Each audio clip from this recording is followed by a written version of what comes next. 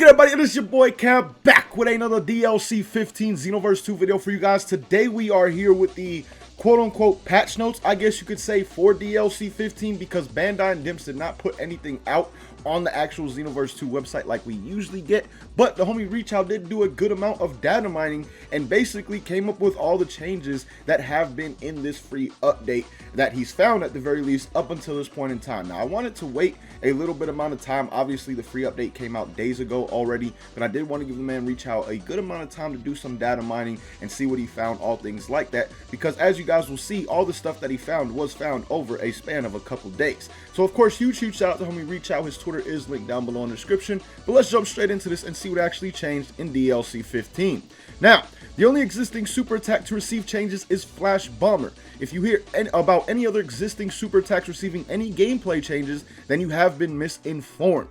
So essentially, guys, this is why we didn't get any patch notes on the actual Xenoverse 2 website. When the Xenoverse 2 website puts up patch notes, it is strictly about skills and nothing else in the game. It doesn't go over any other patches and things that they change within the game in regards to like cast characters and other things that you guys will see in this patch notes, I guess you could say, from the homie Reach Out. Now he says, as for Flash Bomber, they added some new projectile entry and other stuff to allow the skill to move to using it. I think this is a miswording. He says allow the skill to move to using it. That doesn't really make much sense to me, but he says I'm not really too sure how this changes the skill though, lol. I never used it much personally. I never really used the skill too much either, so I don't know what this description even means and how it changes the skill either.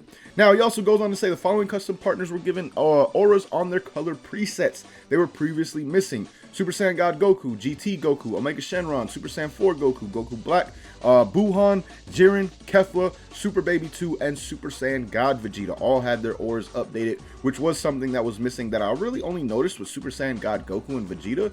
Never really noticed it with these other characters though.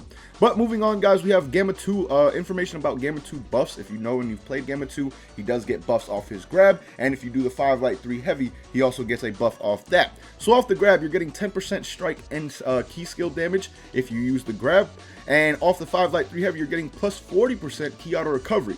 Both buffs last for 13 1/3 of a second, so this definitely does make Gamma 2 that much more better of a character over Gamma 1 in my opinion, because Gamma 1 doesn't get anything like this. So this is another thing that Gamma 2 has in his favor over Gamma 1 in my opinion at the very least. Now, moving on, guys, we also have some information for some of you who may have noticed if you go into photo mode with a female CAC or female character, there's a good chance that if you zoomed in on them, they actually disappear now. And this is why. The file that I believe is responsible for censoring certain characters and outfits in photo mode has been made much larger. If you are wondering why some outfits make your character disappear, this is why. More outfits now cause your character to disappear. So basically, they censored a bunch of female outfits from my understanding in this free update of DLC 15. So basically, when you go into photo mode with a female CAC, most of the times when you zoom in, well, they're most likely going to disappear, which is kind of stupid in my opinion, considering there's not much lewd stuff in Xenoverse 2's regular game. Like in the regular game of Xenoverse 2 non-modded, there really isn't much lewd stuff at all. Like the most lewd you're getting is the bikini outfits that they have on characters. So again, I just don't understand why that was made a thing. Moving on though, trying to find the next Xenoverse thing. That's some information about breakers. All right, here we go. More information on Xenoverse. We have 3 of Vados's back. Wait, 3? She had 3 different back hit inputs?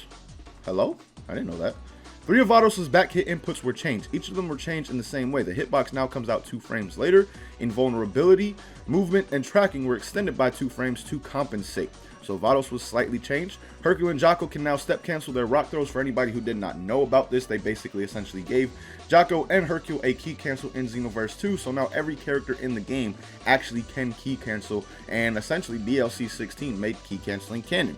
Moving on though, guys, we have this right here. Raditz, his light heavy attack changed. It now uses a different hitbox entry with a shorter stun duration. This means Raditz can no longer do an uncharged light heavy into a fully charged sledgehammer. The last hit of Adult Gohan's heavy string is now a little bit faster. Both hitboxes on the last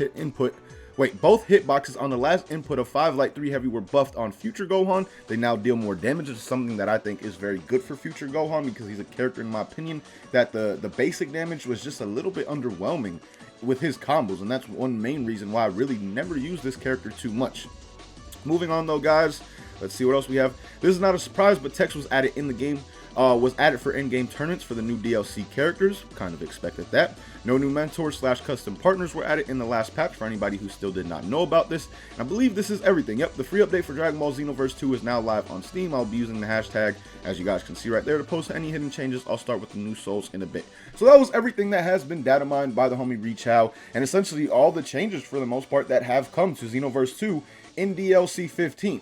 Because again, a lot of people were asking about the patch notes for this DLC, and as you guys could see, there is a reason why we didn't get any on the Xenoverse 2 website. Only one skill was changed within this patch. Usually we get at least 20 skill changes, and that's when we get those actual patch notes on the Xenoverse 2 website. But it's understandable why we didn't get any changes this time around, because if you really think about it, guys, almost every skill in the game has been changed probably at this point in time. I mean, we've been getting massive patch updates for a very long time on Xenoverse 2, and they've slowly gotten shorter and shorter and shorter through time, which again is understandable because, I mean, they've already changed every skill in the game, I feel, at least once at this moment in time in some way, shape, or form. So again, next DLC will probably be somewhat similar, to be honest with you guys. Like, we most likely will not see a heavy patch note list in DLC 16 either, again, considering the fact that pretty much every skill has been changed in some way, shape, or form from vanilla Xenoverse 2 to where we are actually now